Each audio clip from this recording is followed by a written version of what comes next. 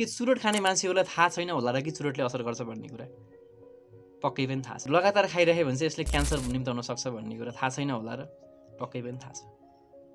किन खान्छन् त उसो भए? कि उनीहरू गलत हुन्? पक्कै पनि होइनन्। उनीहरू बस आफ्नो दिमागसँग हारेका हुन्। सपोज तपाईले एउटा खिल्ली चुरोट खाने बित्तिकै क्यान्सर भइहाल्दैन अथवा क्यान्सरको रिजल्ट देखिहाल्दैन, तर एउटा खिल्ली चुरोट खाने बित्तिकै प्लेजर चाहिँ उत्तिखेर मिल्छ। हो, मान्छे यहीँनिर फस्छ, मान्छे यहीँनिर हार्छ। ब्रेन एकदमै अल्छी छ, उसले धेरै मेहनत गर्नै चाहदैन।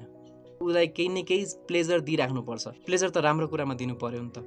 सो अब ब्रेनलाई हामीले राम्रो कुरामा कसरी प्लेजर दिन सकिन्छ भन्दाखेरि हामीले आफ्नो काम गर्दै गर्दाखेरि, आफ्नो लक्ष्य प्राप्ति गर्दै गर्दाखेरि सानो सानो कुराहरू त हामीले एचिभ गरिन्छ नि त दैनिक रूपमा।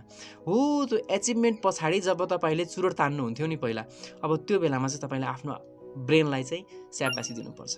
थ्रु सेलिब्रेसन होस्, आफूलाई मनपर्ने चिज गरेर होस्, सानो सानो कुराहरू सेलिब्रेट गर्न थाल्नुभयो भने नि तपाईको ब्रेनले त्यो चुरोटबाट पाउने डोपामिन थियो नि, हो त्यो डोपामिन चाहिँ अब यो कुरामा खोज्छ क्या। तपाईँलाई बिस्तारै बानी पर्दै गइसकेपछि तपाईँलाई त्यो कुराको आदत पनि बिस्तारै छोड्दै जान्छ।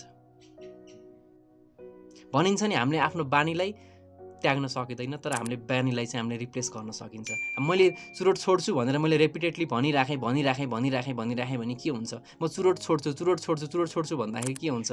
हो, त्यो चुरोटको बारेमा ब्रेनमा अझै धेरै थट्स आइराखेको हुन्छ र चुरोट छोड्नु भन्दा पनि तपाईँले त्यसको ठाउँमा नयाँ ह्याबिट के लगाउनुहुन्छ त्यो कुराले अर्थ राख्छ। अबदेखि तपाईँले त्यो चुरोट पिउने बेलामा अरू कुरामा तपाईँले आफ्नो ब्रेनलाई रिप्लेस गर्नुपर्छ। सो आजदेखि तपाईँ एउटा नयाँ ह्याबिट के चेन्ज गर्न जाँदै हुनुहुन्छ? तल कमेन्ट गर्न नभुल्नु होला।